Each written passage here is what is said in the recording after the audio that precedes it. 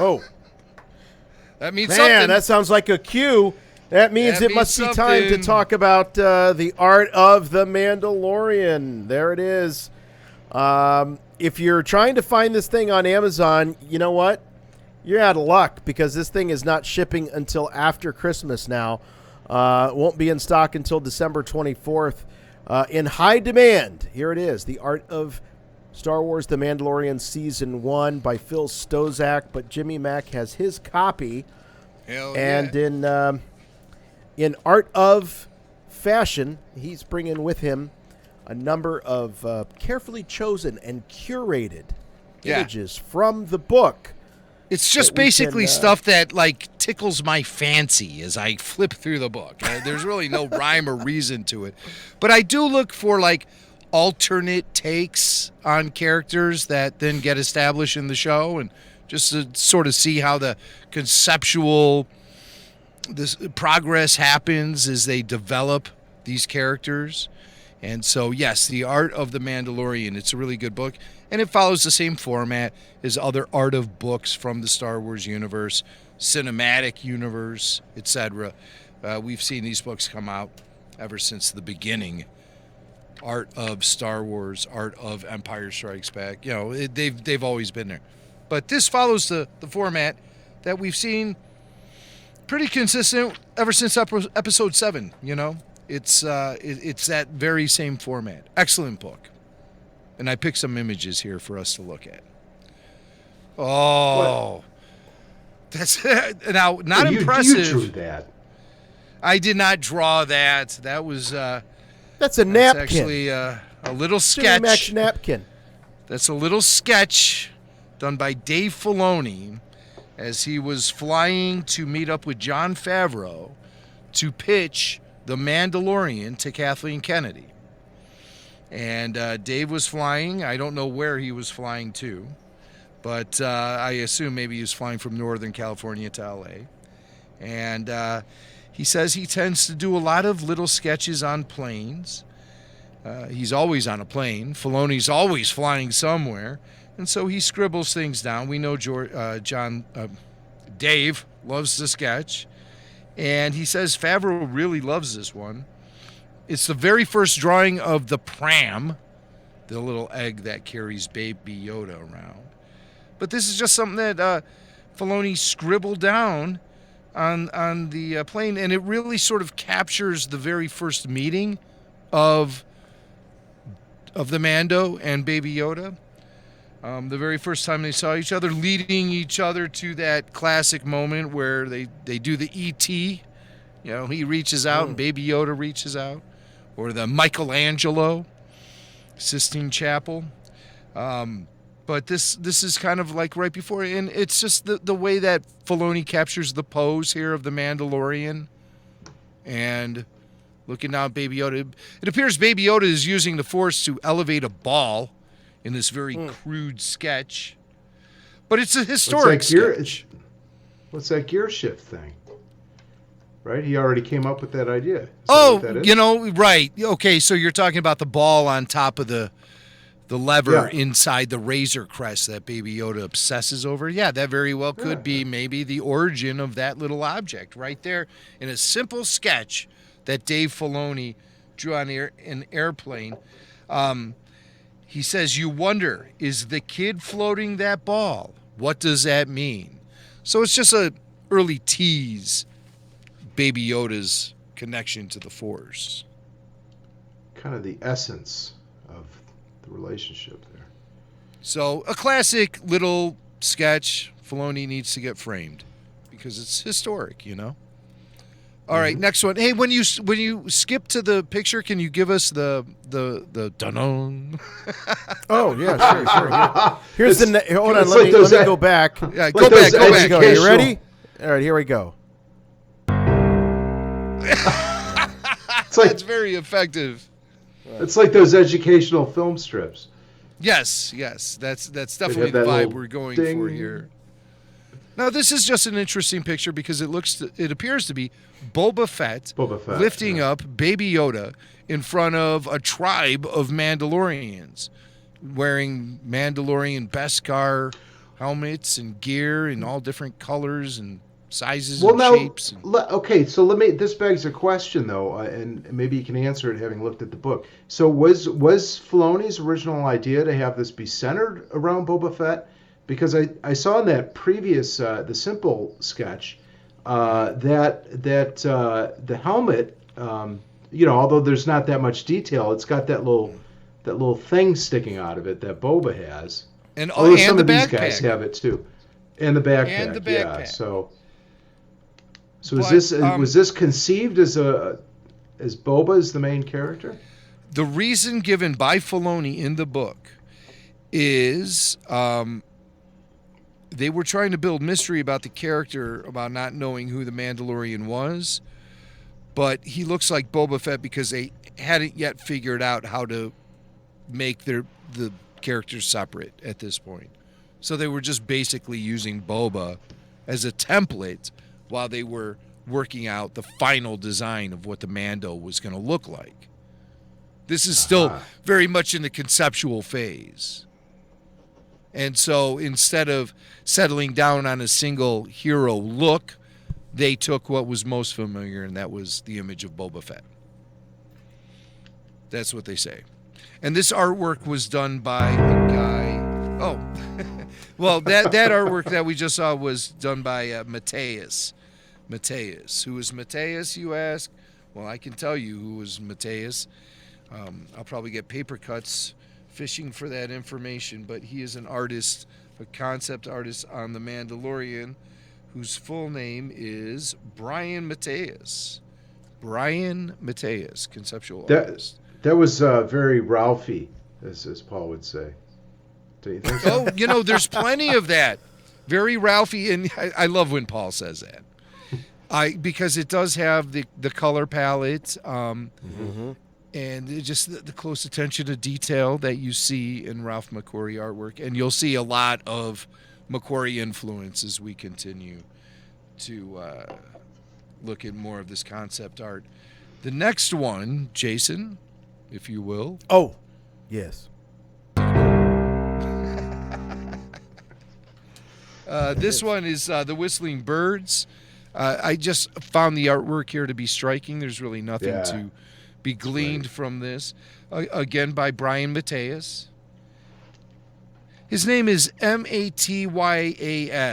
So maybe it's Matyas. But I think I What's see the Matyas? What's the Matyas? Or Matthias or Matt. So Brian, we'll call him from now on. He says, in illustrating the Mandalorian's whistling birds weaponry, concept artist Brian M. was inspired by fireworks such as Roman candles and sparklers. Da-dum. So I just like that look. I mean, I love the whistling birds. Who doesn't love the whistling birds? Well, I just think it's cool. So Mando's enemies. That's who doesn't love the whistling birds. But I do think that it's become, Jim, I think you pointed out in the last after show that, man, oh man, it almost makes him invincible, those whistling birds. That is true. I mean, I love the visual of it, but it does bail him out of any situation, along with Beskar that's impervious to blaster fire or laser bolts. Mm-hmm. How indestructible are we going to make this character? We had a vulnerable moment with him in the chapter 15, The Believer, where he had to remove his helmet. So I thought that brought him down to earth a little bit. And also losing Baby Yoda has also brought him down a little bit too. But you understand what I mean. Yeah, maybe they should establish some rules with this gear, like give him some weaknesses. Like Superman had kryptonite. The Wolfman has silver bullets, just so you know that when these objects show up, it builds tension. Or is that too cliched? No, I don't think so. As we learned in season 1, the armor does lose its integrity. It has some sort of electronic function to it. It's more than just shells of armor. There's actually some sort of electronic element to it, too. And I don't know what that means. I don't know how that comes. I mean, obviously it comes into play with things like the whistling birds and stuff. I mean, they need something to give it the power to activate, and the flamethrower and everything else. I mean, there's obviously some energy source at work in the gear, but the armor itself, the very armor, like the armor plating seems to have some sort of electrical component to it. And the Mandalorian did say in season 1, his original armor was losing its integrity. I mean, that could just be it's so pockmarked with blaster shots that it's like Swiss cheese. It wasn't. That's what he meant. It wasn't Beskar though, right? The stuff he. I think it was. Was it? Well, the red stuff. Yeah, it was. Yeah, I don't know. Maybe because when he faces off in the goons in the bar in the cantina in the very first episode of The Mandalorian, it seems like that armor is impervious to knives and blaster bolts. So I think it is Beskar. Mm-hmm. I think it is Beskar. Okay. All right, next dun-dun.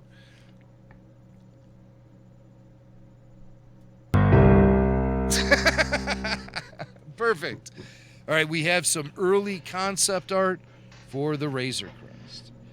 And Ryan Church, veteran Star Wars concept artist Ryan Church, who worked on the Star Wars prequels and the sequels.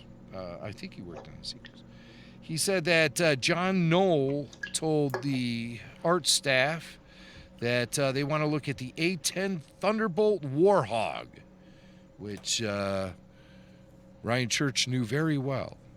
I don't know the A-10 Thunderbolt Warthog, but it sounds like a big fat bomber of some sort used in World War II. And they don't give you really any indication as to what it is. They just assume that you should know what the Warthog is. But not being a World War II plane freak, I don't know. But I see a lot of elements of World War II, big bombers and stuff at play with the Mandalorian. There's no question about that. I've got some shots here. That's a Warthog. Okay. Well, you see, I mean, look at the jets, look at the engines. That's very Mandalorian. I mean, look at even the cockpit. I see it. Oh yeah. I see it. Remove the wings. Remove the wings. Well, that's why you have to make it tighter. Make it a more compact look. Warthog. What was that, Billy? I was just going to say, that beautiful piece of artwork with those 5 or 6 different ideas of that ship. It really required, Lucas coming in with the big magic marker and just drawing X's through the stuff the crap he wants removed. George would take do this that. Off, take this off. Take this off. Move this over here. Don't need that. And, I know you spent months working on this drawing, but I'm going to tear it up in about 6 seconds. Take out that big marker, the cap's coming off, and all the artists are standing there and their faces are turning white. You never see in the documentary the day George walks in. You never see in the documentary the day George walks into the art department and he's in a really bad mood and he just grabs one of the maquettes he rejected. He puts it up to his mouth. He just bites the head off of it like Ozzy Osbourne biting the head off of a bat. And he just kind of holds it there in his teeth for a second and then he goes, spits it out. Do better. They do better. Come back tomorrow. Nope. There's one documentary where all he does is walk through the art department and reject concept ideas and maquettes. And it's just the whole documentary is just George going, nope. And then they're all looking at him all excited. Nope. And the rejection fills the room. All right, so those are some early looks at the Razor. What's it called? Razor Crest. Razor Crest. You just call it the Razor Crap. All right, here we go. Warthog. All right, next slide. Dun-dun. So here we get a look at some interior cross-section breakdown of the Razor Crest. And you see there's the cockpit, and you go down like how he does. And then he goes in there. Where's the carbon freezing chambers? Right there. Right there. Where he puts his bounty blocks, his carbonite blocks there. There's the bedroom where he crashes with Baby Yoda. There's the toilet. And look up at the top. There's the escape pod, which will be featured in the Hasbro toy, but it will not be featured on the show because the Razor Crest has been completely destroyed before we ever got to see the escape pod at work. So, which came first, the concept art or the toy? Or was this concept art actually used to create the toy? Dun-dun. Now this is a model here, right? Yeah, I think it's a digital model. Here, let's read about it. Ryan Church, immediately after the exterior was approved, we got the list of interior needs: a carbonite thing, a refresher, a bunk, and the ship grew a full 2 stories. Doug, meaning Doug Chain, and production designer Andrew Jones and those guys got out the tape measure and said, well, that's how big it is, so that's where we're going. That's what we're going to build. There's a lot of shop talk here. Who cares how big it is? But he was just saying that the ship maybe was never intended to be 2 stories like it is. It just grew in size as according to the needs of the story and the script, and so they had to keep adding to it. And so obviously, as the scripts were being developed by Jon Favreau, the ship was going through revisions to accommodate the needs of the story.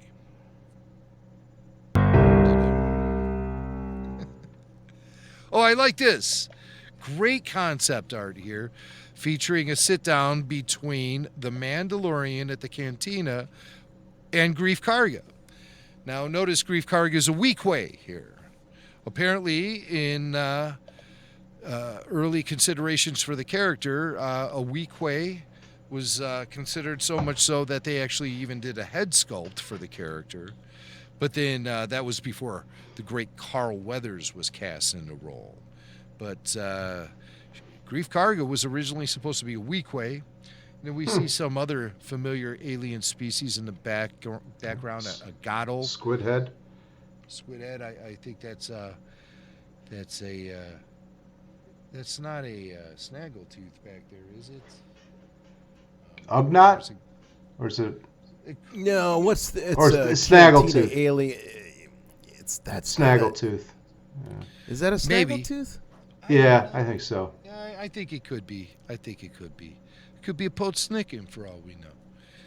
I just wanted to say Potsnikin. Microfiche. So this is the Weequay version. Before Carl Weathers was cast, John wanted Mandalorian's boss to be a Weequay. So we came up with that sculpt, and it worked really well. Then when Carl Weathers came on board, we tried to adopt that mask to him. Oh, Carl Weathers wearing Carl Weathers? A Weequay mask? Well, maybe some of his face would be exposed, but I believe it was like a week or 2 later, John was asking, why are we hiring Carl if we're going to hide his face? Yeah. Right. See, you need Jon Favreau to like slap some sense into some of these Lucasfilm people. They live on cloud flipping 9 for crying out loud. I mean, God, get your feet on the ground. So they decided just to save that Weequay for another character. And I guess then the Weequay must have shown up then in the season 2 premiere as the bartender in Mos Pelgo. Remember who had befriended Pelly. No, not Pelly. In Mos Pelgo with Timothy Oliphant, who was who was Cobb Vanth. Cobb Vanth. There you go. Remember? Cobb Vanth. Yeah. So, so Carl Weathers was going to be a weak way. They were going to stick a latex mask over Apollo Creed's face. Get the hell out of here, you nut jobs. Yeah. All right, Man, next glad slide. They didn't do that. Favreau's like, what the hell? Okay. Ooh. Oh. He looks at Cara Dune? Cara Dune. Or do you call her Cara? I call her Cara. Cara. What is it? Cara. Is it Cara? Dune. Oh, okay. Cara Dune is actually her real. She prefers to be called Dune. No, she does not. I think they traded up based on what I'm seeing here in this concept art, and then we've got Gina Carano. I think that there's no question to me that they got it with the casting. Obviously, I'm not wild about the looks of these two. A little too hard. Little too punky. A little too punky, maybe. Punky, yeah. A little too punk rock. Yeah. Yeah. I see that. I am even with the lip snarl on the one there and the redhead, you know. Oh yeah, like Elvis. She's like Elvis. Or Johnny Rotten. Yeah. Thank you very much. Yeah, right. Johnny. But, God save the Queen. Of course, we saw the character of Cara Dune show up in episode 4 of The Mandalorian, chapter 4, The Sanctuary, and these versions of Cara, really the directive they were given about the character. These pieces of artwork were obviously made before Gina Carano got the role. But the directive they were given, the concept artist, was you don't want to mess with her. So the concept artist really wanted to push that. Maybe even he admits, this is our buddy Brian Mathias, and he says he really wanted to push that idea of, this is not somebody you want to mess with. But he feels like he may have pushed it a little bit too far at first. He believes she's too battle-hardened in this. As he began to get a better grasp of the character, he probably realized, maybe he's just pushing it a little too much in kind of like a Saw Gerrera type direction. But if you notice the one on the right, it appears that she's wearing similar torso armor to that of... Dengar, right? I'm thinking Moff Gideon more specifically. That's the vibe I get, is a Moff Gideon vibe there. It's just not black. And so that's just an early look at Cara Dune before Gina got the role. Different tattoos, all kind of different stuff going on there.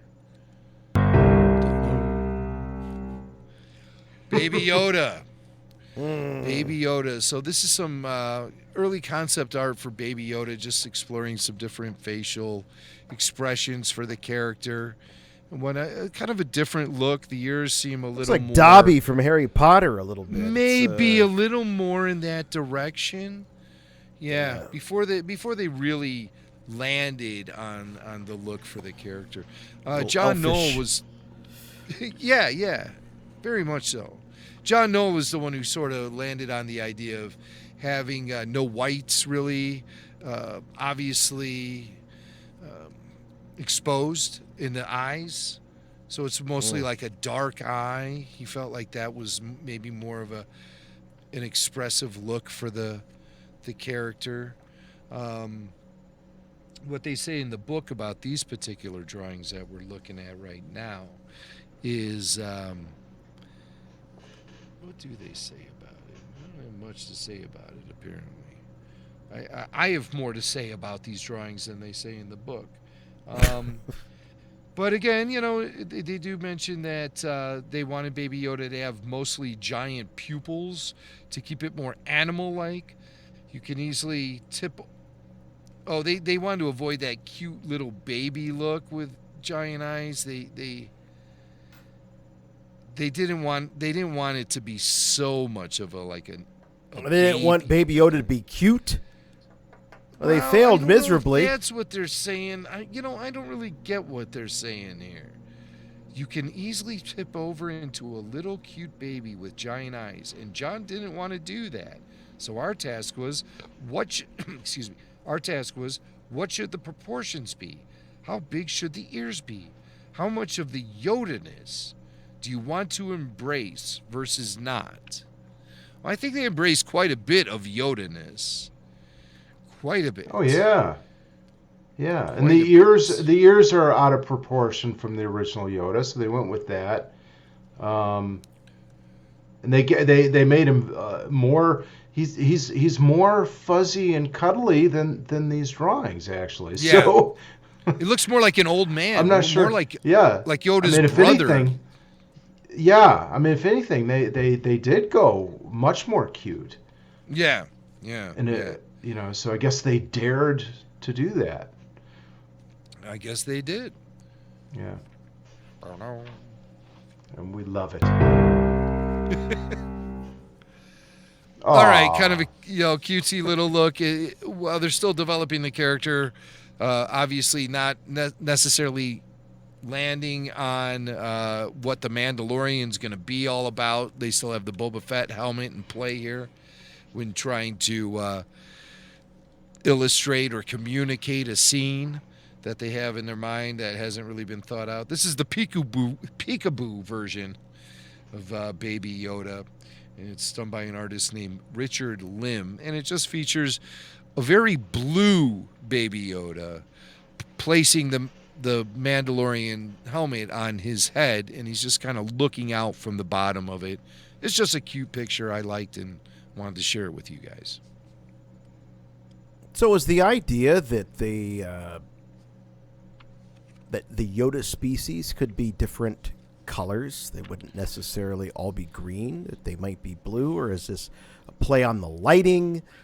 I suspected that they wanted to say, hey, there could be blue Yodas, there could be purple Yodas, there could be pink Yodas, all shades. I mean, look at our own species. Well, here's a picture I probably should have shared with you guys, because there's really no mention about the actual color, but it sure appears that they began to embrace the actual Yoda look as the concept art was evolving. But I think at the very beginning they were trying to look at something that could be a Yoda species, but not necessarily so inspired by the look of Yoda. I think they were looking to do something a little outside the box, but then they just realized that it would be best to stay authentic to the Yoda look. But I mean, look at this one here. I'm going to hold this one up on screen. I didn't prepare this actual picture, but this is a really different take on Baby Yoda right here. Maybe, let me go this way. There we go. There he is. Wait, A little top knot going on. Yeah. So more of an actual human infant look going on here. Mm-hmm. Yeah. Much smaller ears. Yeah, he's a little. That's a little like a little too human type of a little. Yeah. It is. Yeah. Kind of Shrek, like a baby Close Shrek. Encounters. Yeah. I'm seeing baby Shrek right there. Little baby Shrek. All right. Baby Shrek. So, baby Shrek. Donkey. Mandalorian. Donkey. Okay. I think we have a few more pieces of concept art. I just am a fan of this particular piece of artwork. It's cute. And it does capture a lot of the Baby Yoda vibe. Here's some neat stuff that's in the book. Layouts of the actual environment in which some of the action happens. This in particular is Werner Herzog's Hang.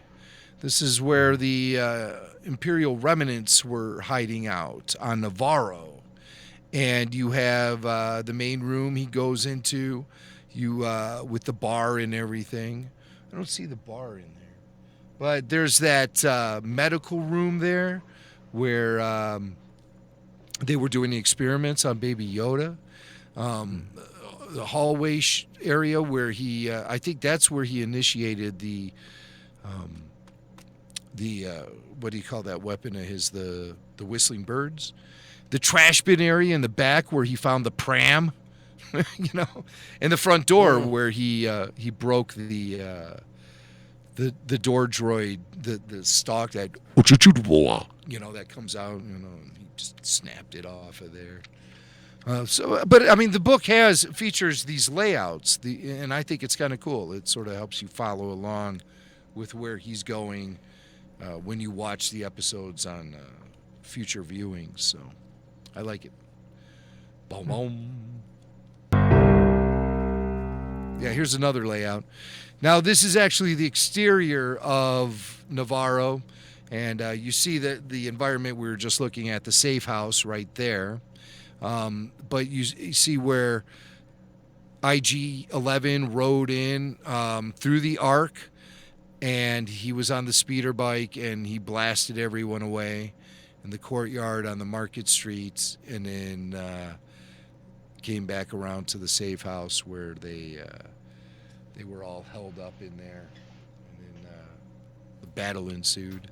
It's just fun stuff. I like things like that. Star Wars environmental layouts, cross sections, maps, stuff like that. I just love. Early looks at some Mandalorians here. Just a whole bunch of different ones. You see the night owl look that Bo-Katan has on one right there, female Mando version, and just some other cool looking Mandos. Capes, no capes. Viewfinders, no viewfinders, big rifles, cool Mandalorian stuff, all in the book, good stuff. Early looks at the armor, and you see the one version there on the right with the tusks, the armor helmet with the tusks. Instead, they went for just the spikes on top of the helmet. And does that tie in with the Darth Maul, the Mandalorians? We don't know. I'm surprised we haven't seen the armorer yet in season 2. I was kind of under the impression that we would, judging from the conversation we had with Emily Swallow. Maybe she'll show up in the final episode here this season, but I don't know. Have you guys thought about that? No armor?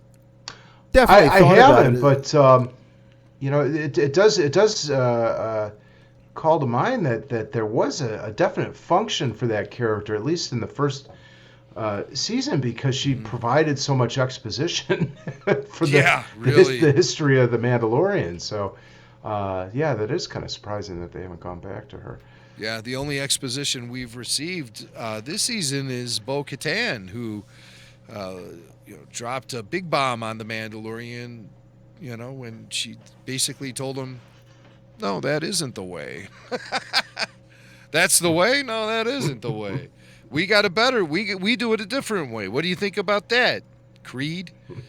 So.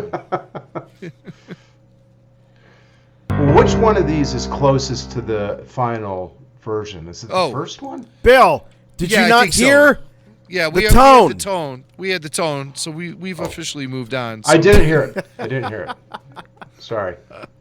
I do think it's the one on the left right there, and then the one on the right has kind of a sort of a feudal Japanese look to it. Really interesting stuff, and so I just wonder if we'll end up seeing any of these designs in future episodes of The Mandalorian, because good concept art never gets thrown away in Star Wars, and this is some good stuff right here. Now, this is concept art as the Mandalorian goes into the village that he ended up defending with Cara Cynthia Dune in season 1, chapter 4, The Sanctuary. And I just really like how these huts looked and the way the people are moving, and the coloring is very Ralph McQuarrie to me. This feels like something Ralph himself would have actually painted. Look at this, the detail, the very minute detail going all the way to the back of the shot there into the forest. It's excellent artwork, and just a highlight from this book.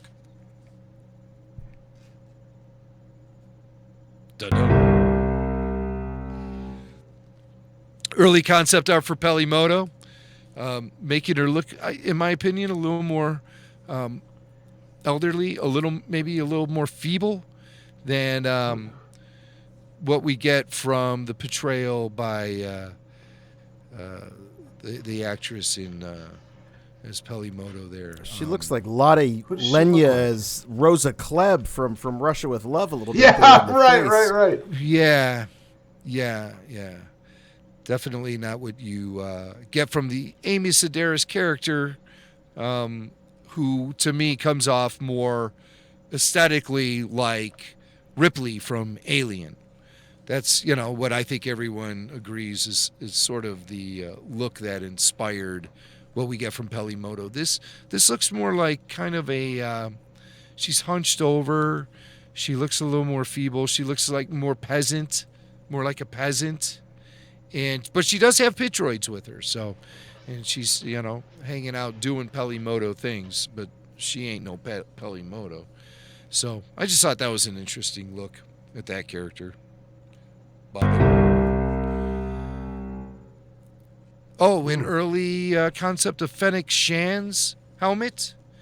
Definitely covering more of her Looks like face. Ant-Man, though, doesn't it? Very much that. Billy, you took the words right out of my mouth. I was about to say, notice anything familiar about this look? And I was thinking Ant-Man all the way.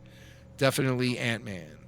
Maybe like a World Wrestling Ant-Man version. Right. Very simplistic. This looks... It is. Yeah.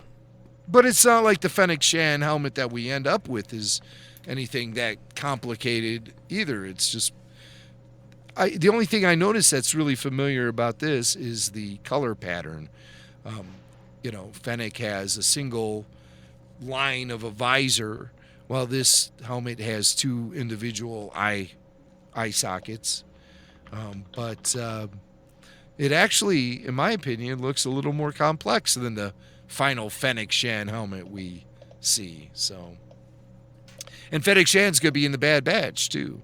We caught her in the trailer, so expect more from that character, but not from this helmet.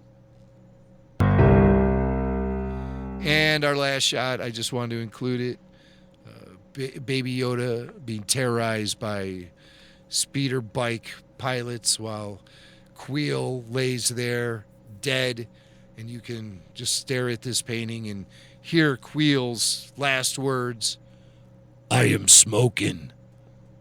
Thank you, ladies and gentlemen, for joining us for our review of The Art of the Mandalorian book. You can get it now. It's a good one. We recommend it. The Art of the Mandalorian. This is the way. I am smoking. What else did they say? They have another phrase. This is the way. I have spoken. And Mando for life.